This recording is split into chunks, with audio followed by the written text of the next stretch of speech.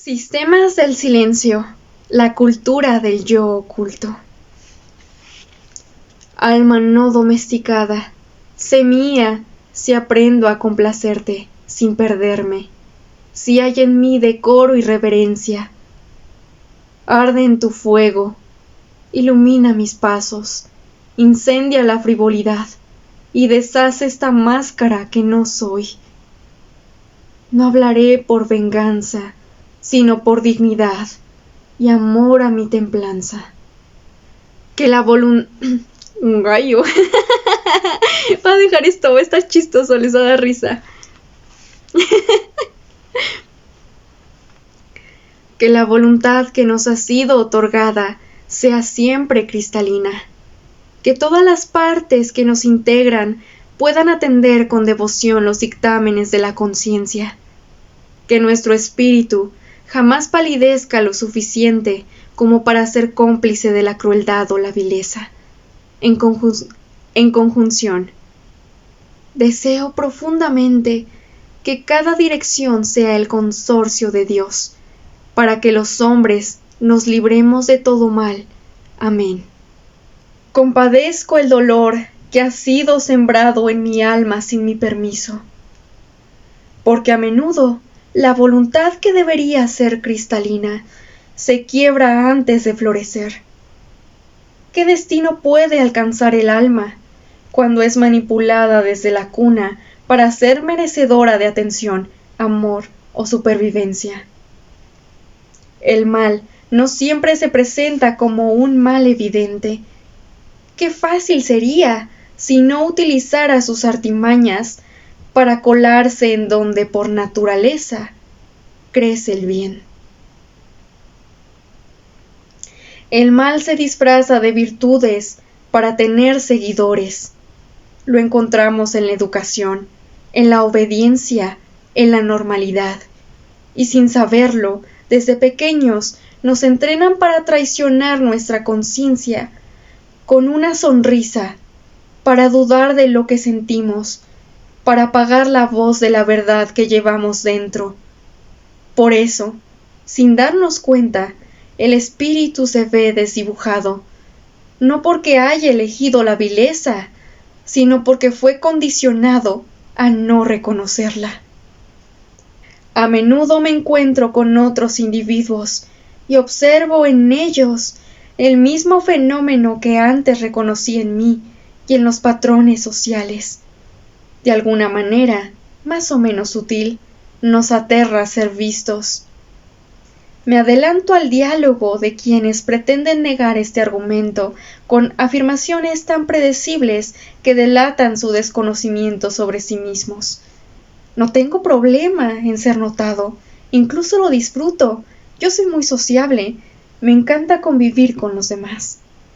La realidad es que incluso los individuos más extrovertidos utilizan esa misma fachada para esconderse. Se ocultan tras sonrisas, conversaciones animadas y carismas aprendidos que no muestran lo esencial, sus sentimientos reales, su vulnerabilidad, sus miedos, sus heridas. Nos escondemos porque no nos atrevemos a confrontarnos, porque siempre ha sido más fácil intentar escapar o ignorar el malestar que tomar el desafío de buscar una solución que nos cure desde la raíz. A pesar de ser tan diversos como somos, los seres humanos mantenemos siempre una fachada oculta. En un principio no es nuestra elección escondernos, pues lo hacemos a tan temprana edad que nuestro discernimiento aún no se ha desarrollado por completo. Exiliamos parte de nosotros para sobrevivir, tras pasar varios años en entornos condicionantes que premian los llamados buenos comportamientos. A esa parte de nosotros le llamo el yo oculto, aquello que, cuando sale a la superficie, da sentido a todos nuestros vacíos, pues es lo que nos falta, lo que conecta cada fragmento disperso de nuestra personalidad, el ser más genuino. Esa parte no se ha extinguido, ni podrá extinguirse jamás. Solo se esconde cuando se ve amenazada y generalmente esa amenaza toma forma de constructos sociales que nos dictan cómo ser buenos. Sin embargo, estos buenos comportamientos no siempre son la imagen real de la virtud, sino el resultado del silencio y la conveniencia de unos cuantos, que confunden la obediencia ciega con virtud y mutilan la autenticidad en nombre de la paz. Todos hemos sido víctimas de un autoengaño estructural, uno que se perpetúa gracias a la ignorancia y la falta de conciencia crítica. Existe una doble moral educativa, una que promueve las máscaras y las premia con aplausos. En este proceso dejamos muy poco espacio para que no intervenga el miedo, lo que hace casi imposible atrevernos a pensar por nosotros mismos. Repetimos de manera inconsciente: el sufrimiento que nos ha sido heredado, el dolor de nuestra familia, el dolor colectivo de la sociedad, un dolor que arrastra generaciones y décadas. Nos aferramos entonces a buscar liberación en los mismos lugares donde fuimos encadenados, como si la solución estuviera ahí, en esos espacios que en realidad nos mantienen cautivos. Hasta que no decidamos mostrarnos en un acto de valentía, usamos nuestra gran capacidad de adaptación para encogernos, empequeñecernos o conformarnos con el dolor que sostenemos ahora mismo. Decimos que queremos ser felices, pero alcanzar esa felicidad se convierte en nuestro mayor miedo, porque representa un peligro mortal para la identidad que hemos construido durante tantos años y con esfuerzos tan penosos. No queremos ser felices. O si lo queremos, nuestro deseo de comodidad es mucho más fuerte. En realidad, lo que aprendemos como sociedad es a permanecer en sitios donde se nos brinda un trato más o menos razonable, pero seguro. Lugares donde probablemente no seremos dichosos ni plenos, pero a los que llamaremos felicidad, incluso si llevamos a cuestas la punzante interrogante del hubiera. ¿Qué hubiera pasado si mi vida hubiera sido diferente? ¿Quién sería yo si hubiera tomado aquel riesgo? ¿Qué versión de mí vive encerrada en la decisión que no me atreví a tomar? Recuerdo ser una niña de 6 años, a la que le dolían muchas cosas. Siempre pensé que esa era mi debilidad. Me sentía demasiado vulnerable junto a otros niños. No toleraba sus juegos bruscos, ni sus formas violentas de hacer ciertas cosas. Sin saberlo, mis emociones denunciaban el mal. Pero me dijeron que era exagerada, que era una llorona.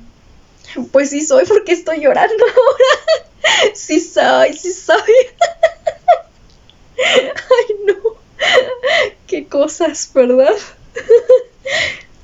En casa aprendí a morderme los labios para no denunciar con mi llanto, porque sabía que habría una reprimenda en cuanto me atreviera a hacerlo.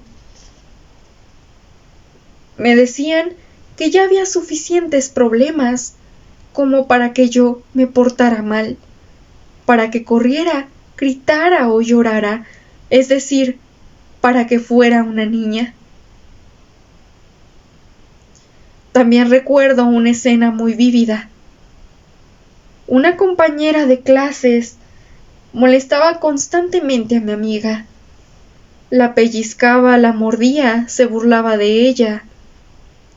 Algo en mí supo que eso no estaba bien. Teníamos entre 6 y 7 años, pero eso no impidió que yo percibiera la injusticia. Intervine. Convencí a mi amiga de alejarse de ella, de no permitir más esas agresiones.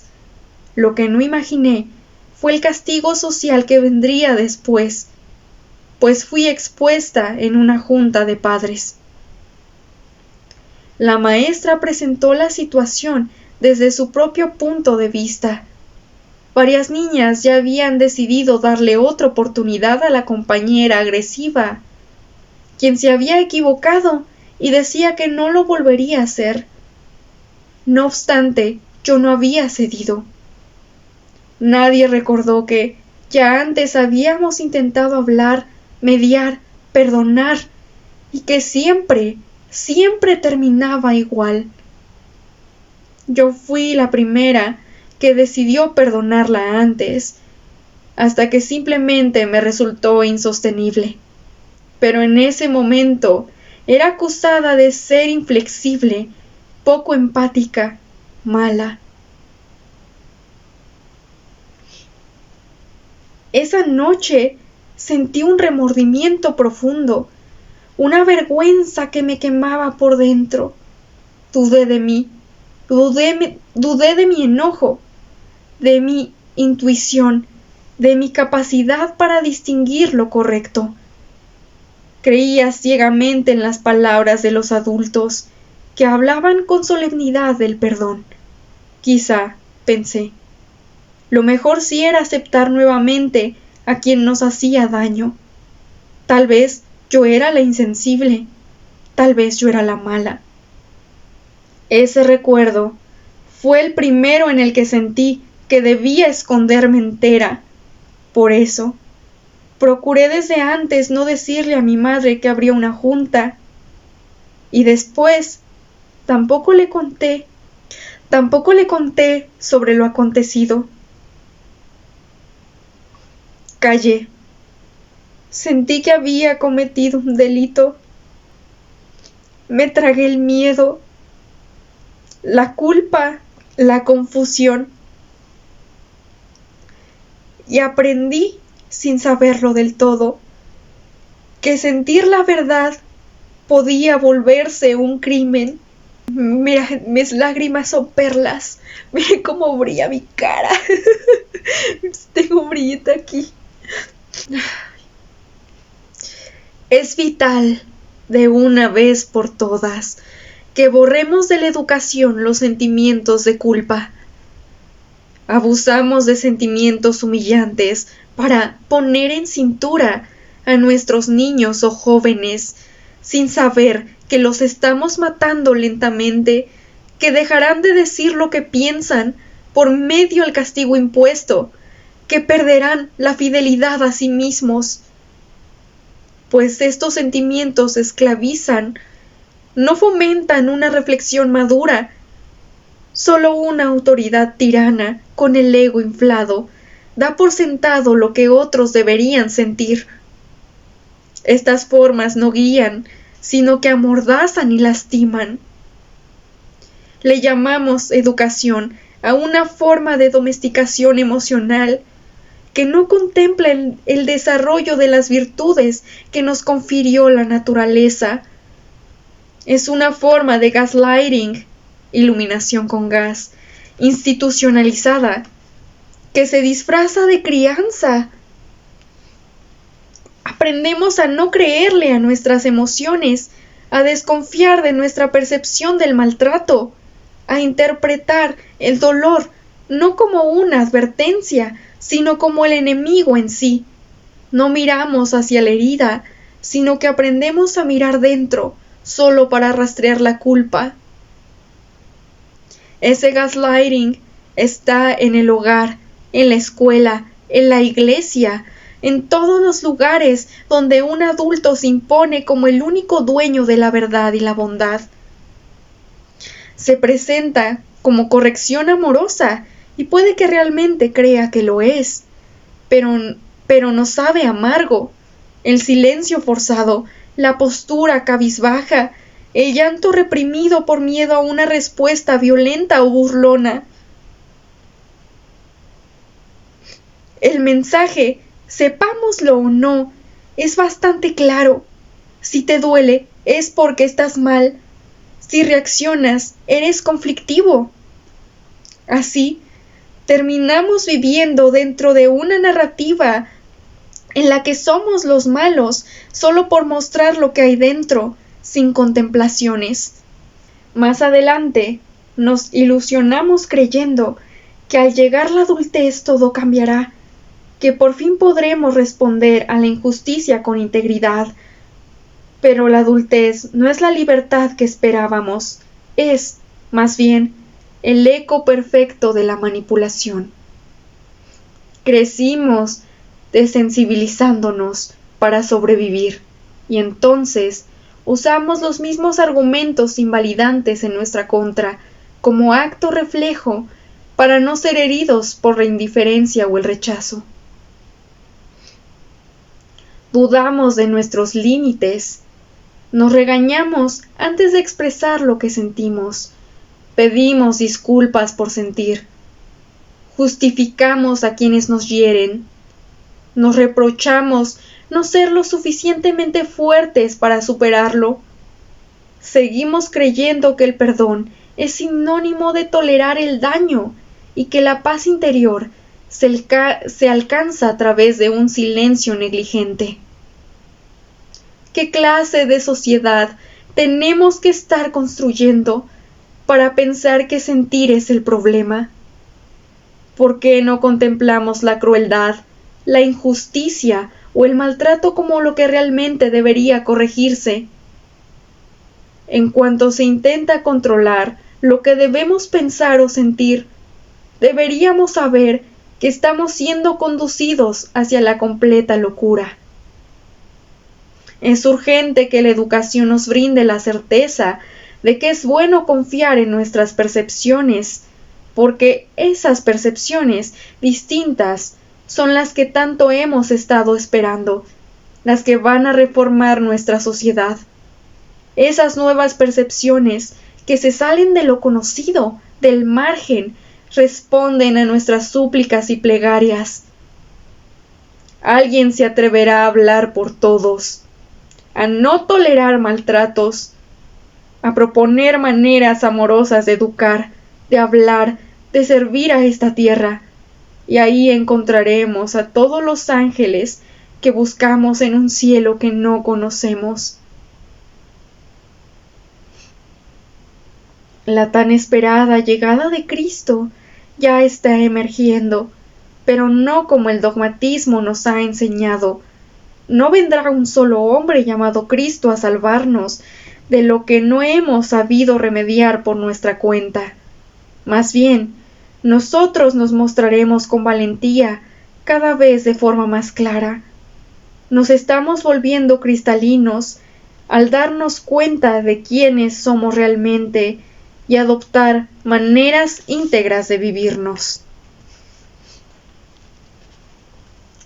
Nos volvemos cristalinos cada vez que nuestra conciencia se siente en paz, cuando no tiene nada que ocultar, cuando nos limpiamos y limpiamos nuestro pasado, cuando nos purificamos con nuestros propios actos, cuando servimos fielmente los dictámenes de nuestra conciencia. En resumen, cuando nos atrevemos a ser nosotros mismos. Sé que la realidad presente puede representar un dolor significativo para nosotros, pero sigue siendo nuestra verdad, aquella que construimos con todas las lágrimas que nunca mostraron nuestro descontento, que debieron remover la indiferencia y despertar a los corazones valientes que sienten el mismo dolor de injusticia, pero se mantuvieron en nosotros, asfixiándonos. Sin embargo, por más que deseemos una vida distinta, no podemos construir lo que hemos estado omitiendo por 10 o 20 años en un día de remordimiento. No podemos cambiar de identidad de la noche a la mañana, ni tener lo que nunca luchamos por crear. Hace falta espabilarse, salir de la inercia emocional, para que nos demos cuenta que una elección presente no puede devolvernos todo lo que ya hemos perdido. Por otra parte, podemos reivindicarnos, tomando acciones o caminos diferentes, rompiendo con esa falsa comodidad que nos estruja, dejando de perseguir el placer y comenzando a perseguir la razón, el sentido. Somos seres razonables. No permitamos que nuestros deseos reales caigan en la trampa de la aparente seguridad que nos conducirá a una vida mediocre. Nos han domesticado tanto que olvidamos que todas las fuerzas de la naturaleza están en nosotros. ¿Por qué dudamos tanto entonces en tomar el mando? ¿Por qué preferimos renunciar a nuestras habilidades más valiosas antes de ser vistos como somos en realidad? Vivimos enfermos de necesidad de aprobación, tan hambrientos de aceptación o validación ajena, que se nos ha olvidado que lo único que necesitamos es la confianza y el poder que surgen tras la autovalidación. Si no somos nosotros, ¿quién más podría hacer por nosotros lo que no nos atrevemos? No podemos ser obligados a vivir sin sentido. Tenemos derechos, y entre ellos existe el derecho a reclamar nuestro lugar en el mundo. Pero no podremos hacerlo si seguimos escondiéndonos.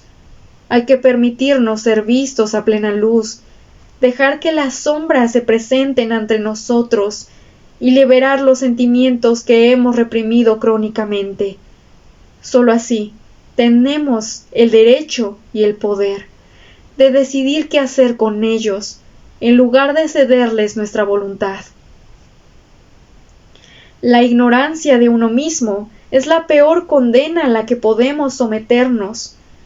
No por nada ha sido descrito por filósofos y escritores como el infierno mismo, porque quien no se conoce está condenado a divagar en un universo difuso, sin juicio, sin propósito y sin dicha. Por otra parte, quien se conoce, pero no se presenta en el mundo, no tiene mayor avance que quien vive en la ignorancia de sí mismo. ¿De qué sirve saber quién eres si no haces nada con ello?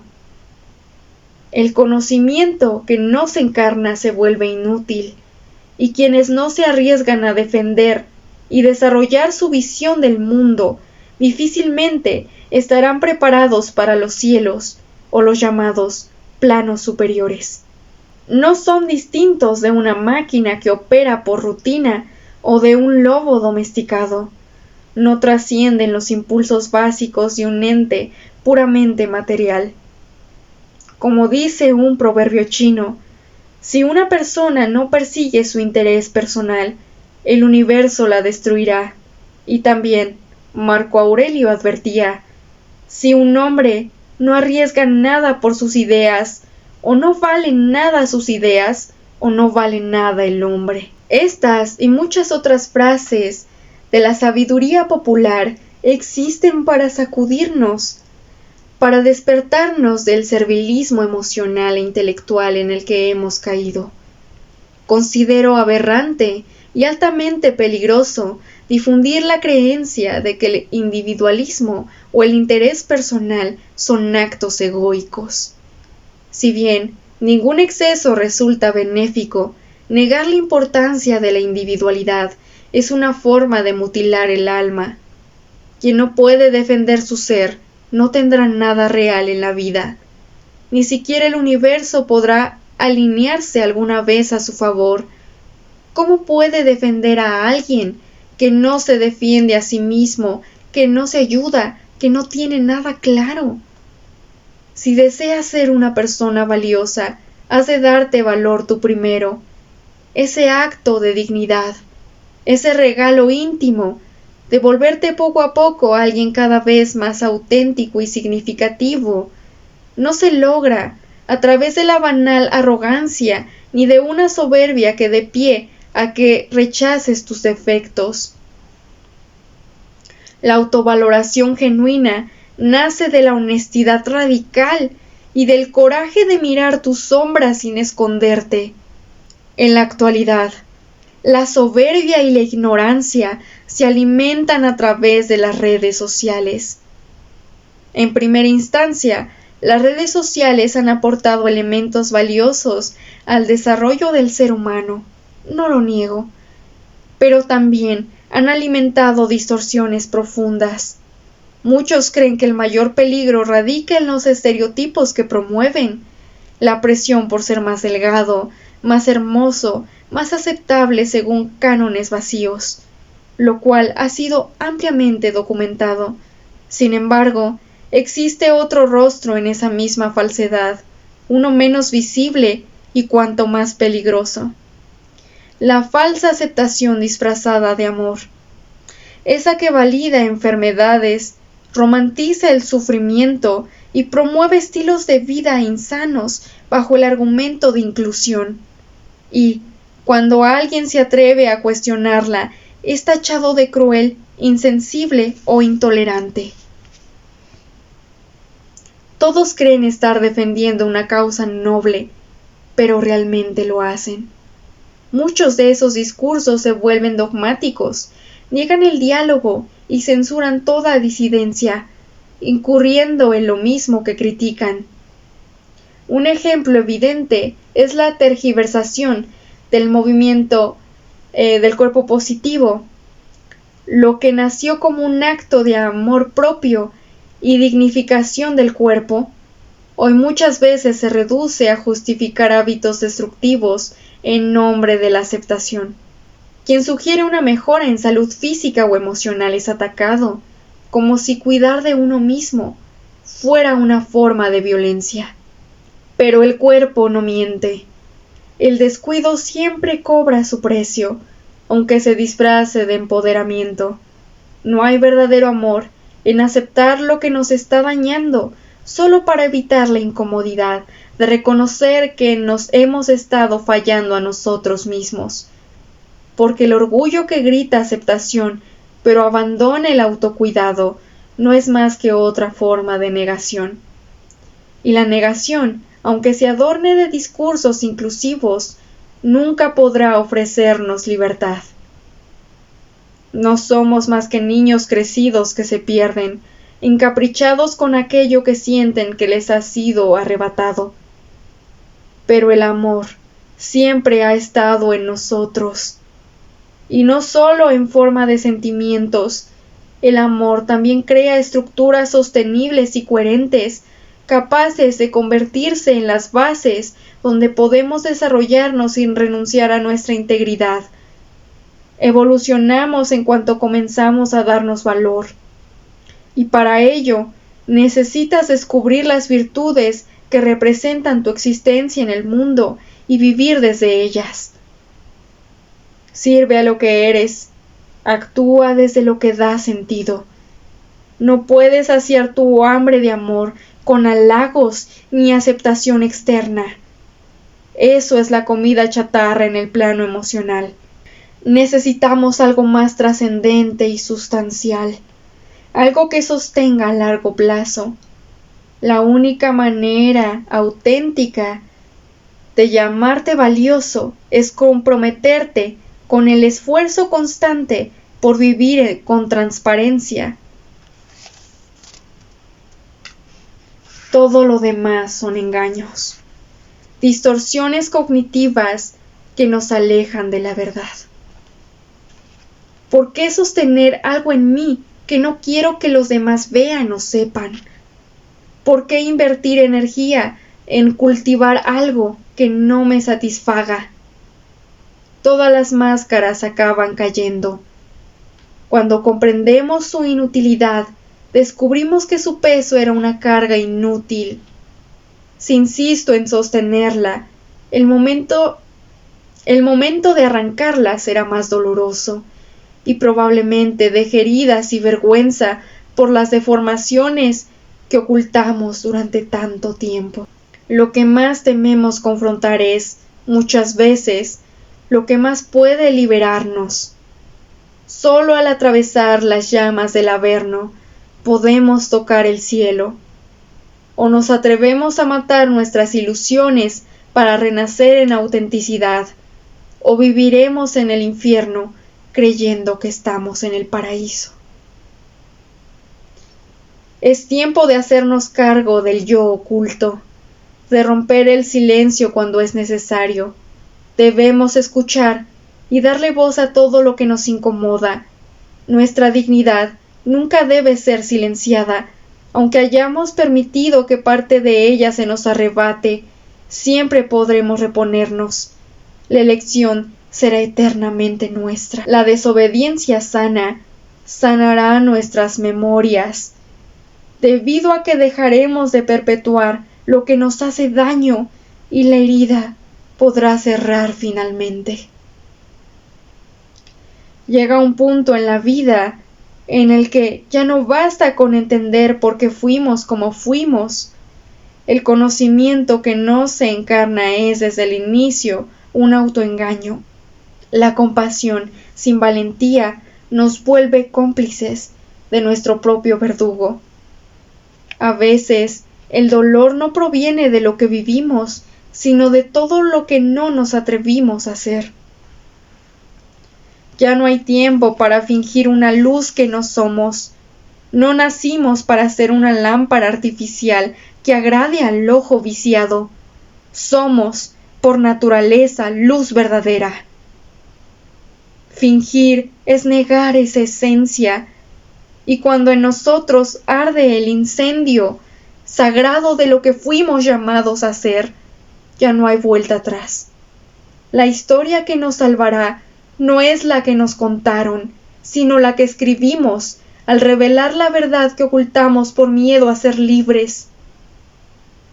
Hoy, cada vez que alzo la voz, no lo hago solo por mí, lo hago por todos los niños que aprendieron a callar, por cada conciencia que se creyó rota, cuando en realidad solo estaba siendo forzada a encajar.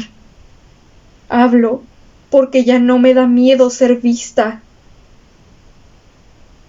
porque comprendí al fin que el alma también tiene derecho a ser testigo de sí misma. Y ese derecho nadie puede arrebatármelo.